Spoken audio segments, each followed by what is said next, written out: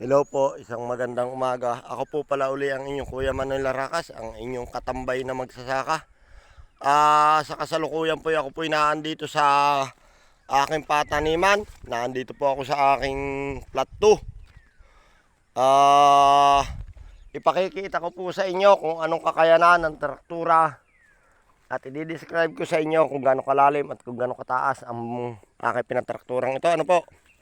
Tayo po ngayon sa kasalukuyan mula dito sa kabilang tabi hanggang doon sa kabilang tabi. Ayan po ay may lapad na almost 30 meters. Siguro mula dito sa babang ito hanggang doon sa taas na yon na nakikita nyo may gubat. Yan po ay kung ililibel ay may lalim na magkakamiron po siya ng lalim dito sa kabilang tabi na siguro mga 5 meters to 6 meters, ganyan po siya matarik. Pero tulad po na sinasabi ko noon lagi sa ating mga diskasyon, na sadya pong kaya ng traktura. Sa awa ng Diyos, mahirap-hirap pero sa galing at believe ko sa ating operator at sadya naman pong nakaya po niya. Simple lang po siya na dinali ng ating traktura. Ang takbo po niya ay panay atras, wala po siyang ginamitan ng abante. Yan po, makikita ninyo. Ngayon po, ito po ay kaya po aking i-describe sa inyo kung ano ang lalim at taas. Hindi po para takutin ang operator at hindi po para pag-alalahanin ang ating mga operator. Ito po kaya po ang dahilan po ng aking pagpapakitang ito kung bakit ganyan kahit matarik ay sadya pong ipinadali ko. Ano po? Sapagkat dito po ay kinukuha ko po ang ating traktora na sadya pong kaya niya. Kaya lagi pong isinasabi ko kasi talagang ito po ay nakita ko nung panahon ako nagbisitation sa norte. Kung anong kakayanan ng traktora nung panahon kaninang ako ay laging pahikap-hikap yan. Makikita naman nyo kung gano'ng kataas. Hanggang doon sa tabing yun ng gubat. Siguro dito sa lugar kong ito, mula dito sa kabilang tabi hanggang doon sa kabilang tabi, almost 25 meters lang ang lapad nito. Ay siguro magkakalibilasyon ng kung mga 7 meters. Dito sa baba kung kumpara doon sa taas. Yan po ay simpleng ginawa ng ating traktora. Kaya po ngayon, sa ating pong manunungkulan tulad po ni Director Fidel Bibaw, tulad po ni Ma'am Soyla, ni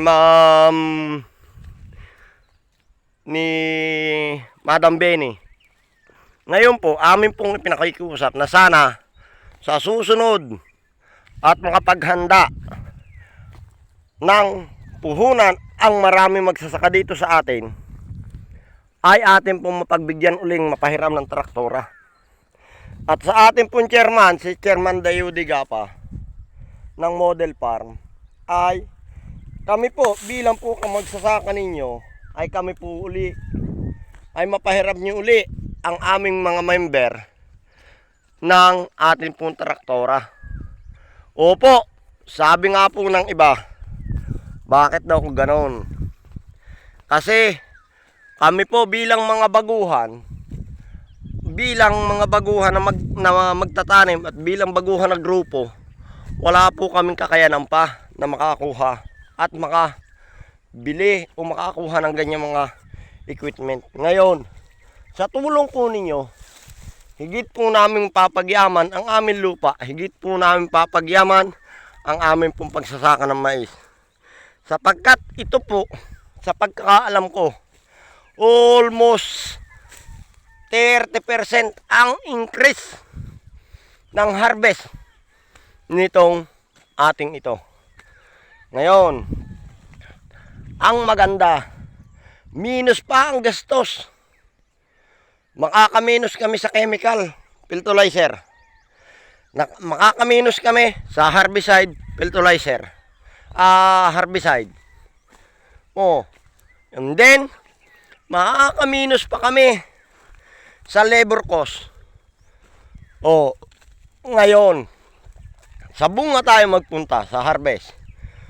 Ang harvest nito, kaya nitong mag-increase pag nabungkal na ganito ang lupa 30 to 50% ang i-increase niya. Kaya po sa amin po mga nanunukulan, kami po ay nagpapasalamat sa mga nanunukulan ng DA. At ang model farm po ay inyo pong napagbigyan na mabigyan ng traktora ngayon. Hindi lang po Tagaloland ang nakikinabang. Nakikinabang na rin po ang mga tulad po naming taga-Aplan. Dahil kami nga ay wala, kami po nakahiram sa kanila. Ngayon, sana naman po kung sakali at kami, kayo, ay mirong puhunan ng kayang ilagay uli sa traktora, ay kami naman po ay mapagbigyan ninyo na kami rin ay mapagkalooban ng isang traktora at para matugunan lahat ang ating mga farmer na makagamit at ma-modelize ang ating pagsasaka. Yun lang po. Maraming salamat. Ako po muli ang inyong Kuya Manuel Aracas, ang inyong katambay na magsasaka. Maraming po salamat.